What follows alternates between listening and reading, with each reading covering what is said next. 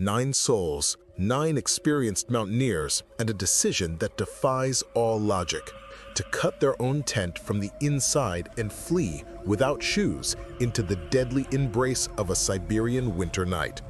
They traded the warmth of shelter for 30 degrees below zero and for death. This is not just a story about how they died. It is a macabre puzzle about what made them run. What or who was so terrifying that death by cold seemed the best option? This is the story of Dyatlov Pass. If real stories that defy reason fascinate you, don't forget to subscribe to the channel. The darkness holds the best mysteries. We are in the Soviet Union, January 1959. A group of 10 students and graduates from the Ural Polytechnic Institute, all experienced skiers and hikers, gather for a Category 3 expedition, the most difficult in the northern Ural Mountains. Their leader, Igor Dyatlov, a 23-year-old with an impeccable record. Their journey began with the typical optimism of youth. Their cameras captured images of smiling faces, icy and immense landscapes. They were conquering the world. On January 25, one of the members, Yuri Yudin, fell ill and decided to return home. It is a decision that, ironically, would save his life. As he said goodbye to the group, he could not have imagined that those 9 lively friends would become the protagonists of one of the greatest mysteries of the 20th century. They continue, their goal to reach the mountain known as Otorten. On February 1st, something diverts their route. Instead of Otorten, they begin to climb a slope towards a then unnamed peak that after the tragedy would be named Kholat Sak, the Mountain of the Dead. It is the last entry in Dyatlov's diary. After that, only silence. The search begins when the group fails to make contact. On February 26th, the rescue team reaches the mountainside, and the first sight is deeply disturbing. The group's tent is open, torn, but not from the outside, from the inside. Several long, clean cuts were made from the inside out, as if desperate hands had used knives to escape in a hurry. The tent is partially covered with snow, and inside are the backpacks, the warm clothes, the shoes, the food, their entire lives abandoned. And then they begin to find the bodies. The first is under a large cedar tree, hundreds of meters from the tent. He is barefoot, in his underwear.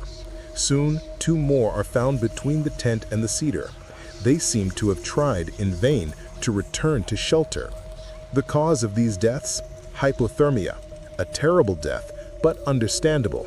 The question no one could answer was, why did they flee without getting dressed? But the true horror was further away. Weeks pass before the snow melts enough to reveal the remaining bodies in a ravine farther down. And it is here that the mystery turns into a nightmare. These bodies are clothed, but with clothes that were taken from those already dead. They were stripping their comrades to survive. But it wasn't the cold that killed them. 3 of them had horrible injuries. One, Ludmila Dubinina, and another, Semyon Zolotarov, had their chest completely crushed. Their ribs were fractured with a force so brutal it was compared to the impact of a car crash. The most chilling part, there were no external signs of a struggle, no injury to the skin. It was as if the force had come from within. And Ludmila was missing her tongue. This detail became one of the most famous and macabre. The truth, however, is darker and less conspiratorial. Investigators believe that in their state of decomposition, the soft tissue of the tongue was likely consumed by scavengers. But in the popular narrative, this fact took on a life of its own, fueling theories of torture or something supernatural. What could cause such devastating internal trauma without leaving a single external mark? The Soviet investigation, after analyzing everything, reached a conclusion that is at once a fact and an admission of failure. The official cause of death was a compelling natural force. And then the case was closed. A compelling natural force. What does that mean? For decades, this vague phrase has opened the doors to a whirlwind of theories.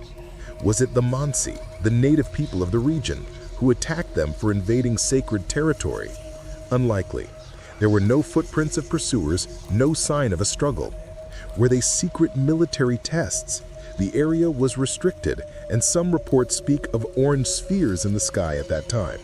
Perhaps the test of a secret weapon like a vacuum bomb, which could explain the internal trauma, or the crash of a missile forcing an urgent evacuation and causing the injuries. And of course, we cannot ignore the folklore. The Yeti, an encounter with an unknown creature that terrified them and attacked with superhuman force. Or forces more inexplicable, encounters with UFOs and phenomena of non-human origin. Each theory plugs one hole, but opens another. None alone explains all the strange facts. The tent cut from the inside, the escape without clothes, the catastrophic injuries, and the absence of assailants. Dyatlov Pass remains an open wound in history, a reminder that even in our age of satellites and science, some shadows on the map remain. The 9 hikers of 1959 were not just victims of the cold, they were victims of a puzzle. Their final story is not told in words, but by desperate actions frozen in time. A knife cut in a tent, footprints in the snow leading to nowhere, and bodies carrying secrets the ice refused to give back. What do you think happened on that mountain? Was it a catastrophic chain of human error, a military operation that went terribly wrong, or something that reason still refuses to accept? Leave your theory in the comments. And if this mystery touched you, share it, because the more eyes that turn to this case, the closer we may be to an answer, or, who knows, to an even greater mystery.